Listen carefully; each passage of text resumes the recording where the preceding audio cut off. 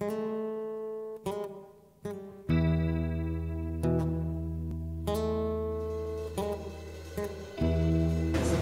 tout le monde, bonjour à tous et à toutes, chers invités. Je voudrais tout d'abord vous souhaiter la bienvenue à ce forum organisé par le CNCR, l'IPA et le CONGAT sur les enjeux du développement agricole et rural et les propositions paysannes pour la réforme foncière au Sénégal. Je voudrais ensuite adresser mes sincères remerciements à tous ceux qui ont soutenu techniquement ou financièrement l'organisation de ce forum, ainsi qu'à tous les participants qui ont répondu à notre invitation pour apporter l'autre contribution au débat. Mesdames et messieurs, comme vous le savez déjà, notre pays, le Sénégal, traverse actuellement des moments importants de son histoire. En effet, nos compatriotes sont appelés à élire le 26 février 2012 comme président de la République pour le prochain septennat. La campagne électorale est l'occasion pour les différents candidats de se prononcer sur les préoccupations et interpellations de l'ensemble des catégories socio-professionnelles et de présenter leur programme à l'électorat. Les populations rurales, qui représentent plus de la moitié des Sénégalais, doivent participer activement à ces moments importants de dialogue politique et citoyen. Elles se doivent de faire connaître leurs préoccupations et d'interpellations des candidats afin qu'ils apportent des clarifications concernant leur programme et en particulier les solutions qu'ils proposent aux problèmes auxquels les populations rurales sont confrontées. C'est ainsi seulement que les ruraux peuvent opérer un choix objectif. C'est pour cette raison que le CNCR, qui a depuis sa création en 1993 placé les exploitations familiales rurales au cœur de son action, a jugé nécessaire d'inviter tous les acteurs concernés par l'avenir du milieu rural sénégalais à participer à ce forum qui doit permettre d'ouvrir de larges débats avec les représentants des candidats à la présidence de la République.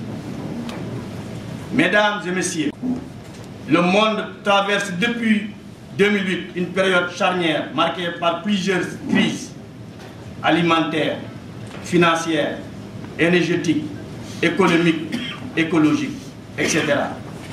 Notre pays n'est pas épargné et il doit relever les défis majeurs tels que la souveraineté alimentaire, la gestion durable des ressources foncières et naturelles, l'emploi des jeunes ruraux, l'amélioration des conditions de vie des familles rurales, etc. Les réponses adaptées et durables à ces défis ne pourront être trouvées qu'avec la mobilisation et la coopération de tous. Depuis janvier 2009, le CNCR s'est efforcé de préciser ses analyses et propositions, suivant en cela les recommandations des participants à l'atelier sur le thème « Les voies paysannes vers les voies de la souveraineté alimentaire », nous invitant à finaliser les propositions paysannes de 2004. Grâce à l'appui financier de la Fondation Rosa Luxembourg, dont je salue ici la présence du représentant résident et l'appui technique de l'IPA, une large réflexion a été conduite au niveau des 6 zones agroécologiques du pays afin d'évaluer la productivité des exploitations familiales et de proposer des conclusions dans lesquelles elles pouvaient assurer durablement la nourriture des Sénégalais. Les résultats de ce processus de réflexion ont été partagés lors du Forum international sur le thème « Comment les exploitations familiales peuvent nourrir le Sénégal », organisé au CICES du 29 novembre au 1er décembre 2010. Par ailleurs, le CNCR a toujours accordé une attention particulière au foncier. C'est devenu un enjeu majeur depuis l'événement des crises qui ont révélé aux États et aux investisseurs que le secteur agroalimentaire permettait de faire de grands profits avec une forte volatilité des cours mondiaux des céréales. Ajoutons à cela les opportunités offertes par les biocarburants. Cela a suscité une ruée des détenteurs de capitaux vers les terres agricoles, qui prend de plus en plus d'ampleur dans les pays en développement. Ce phénomène n'épargne pas notre pays et il engendre parfois des conflits meurtriers au sein des communautés de base. Le cas récent de la communauté rurale de Fanaï en est une parfaite illustration. Pour cette raison, le CNCR a relancé en 2011 la réflexion sur la réforme foncière auprès des populations rurales.